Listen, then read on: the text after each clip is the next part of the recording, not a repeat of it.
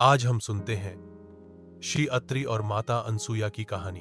अनसुया और अत्रिषि का आश्रम बहुत सुंदर था। नदी बहती थी, पक्षी गाते थे और बच्चे खेलने आते थे।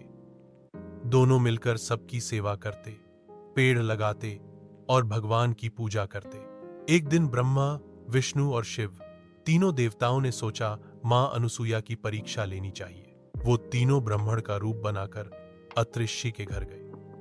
उस समय श्री अत्रि तपस्या करने बाहर गए थे। त्रिदेव ने कहा, माता, हम तभी भिक्षा लेंगे जब आप हमें नहलाएंगी।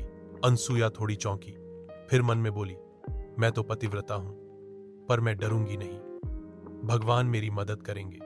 वो मुस्कुराई और बोली, आइए, आप कुटिया में चलिए। फिर उन्होंने अपनी दिव्य शक्ति से तीनों देवों को नन्हे नन्हे शिशु बना दिया।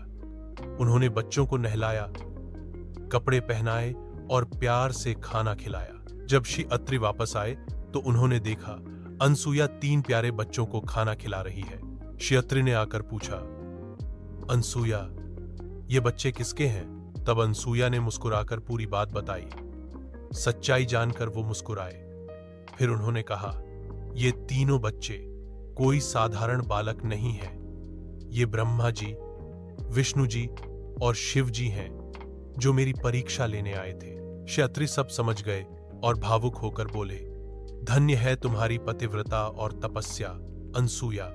आज तुमने स्वयं त्रिदेवों को भी मातृस्नेह में बांध दिया है। माता अनसुया ने फिर अपनी दिव्य दृष्टि का उपयोग किया और प्रेम पूर्वक तीनों बालकों की ओर देखा। उनके नेत्रों से तेजस्वी प्रकाश निकला और उसी क्षण तीनों बालक अपने अपने मूल दिव्य रूपों में प्रकट हो गए।